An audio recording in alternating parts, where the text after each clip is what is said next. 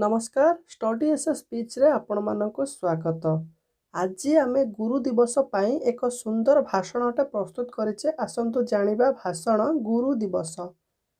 सम्माननीय सभापति महोदय, पूज्य गुरुजी एवं गुरुमा वृंद एवं स्नेहर उपस्थित भाई और भौणी माने, आज पवित्र गुरु दिवस रे मते किछि कहिबार सुजोग मिलिथिबारु निजकु धन्य मने करुछि।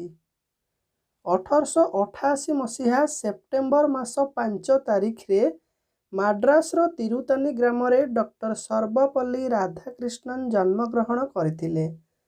तांकर एही पवित्र जन्म दिवस को सारा भारत रे प्रतिवर्ष गुरु दिवस भावे पालन करा जाए। तांको पितांक नाम थिला सर्वपल्ली चिरस्वामी एवं मातांक नाम सर्वपल्ली सीतामा।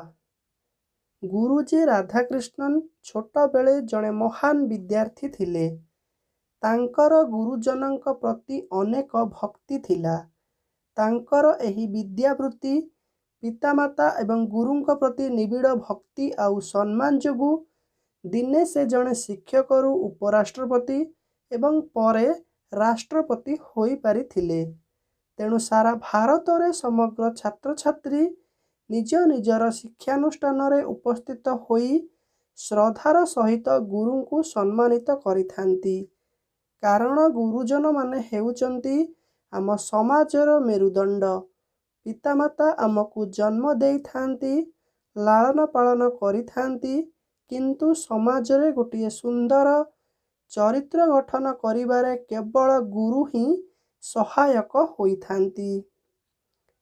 राधाकृष्णनकर महान चरित्र समस्त शिक्षक समाज पाई एक उज्ज्वल दृष्टांत। आमे जानिचे पूर्वे छात्र माने गुरुकुल आश्रम रे विद्या अध्ययन करुथिले। गुरुंको आशीर्वाद फलरे सेमाने पांडित्य अर्जन करि पारुथिले। गुरु व्यतीत केही जीवन रे सार्थकता लाभ करि नाहांती। तेणु यथार्थरे एही दिनटी आम प्रत्येकंक पाई एक पवित्र तथा महान परंपरार दिन। से थिले प्रकृत गुरुवाच्य। से कथा कम कहूथिले किंतु काम बहुत करुथिले।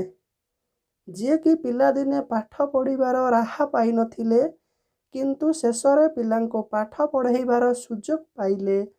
तेणु वास्तविक राधाकृष्णन को जन्म जयंती को मने पकाइबा पाई आजिर एही पवित्र दिनर सृष्टि होईची। आस आमे एही महान गुरु को आदर्श रे अनुप्राणित होई चलिबा। कथारे अछि, गुरु ब्रह्मा गुरु विष्णु गुरुदेव महेश्वर गुरु साक्षात परम ब्रह्म तस्मै श्री गुरवे नमः। मु एति कहि मोर वक्तव्य शेष करुछि। जय हिंद। पिला माने गुरु दिवस पाई एही भाषण तुमको केमिति लागिला कमेंट करने सहित भल लगी चैनल रे सब्सक्राइब करंतु एवं वीडियो को लाइक कर दियंतु।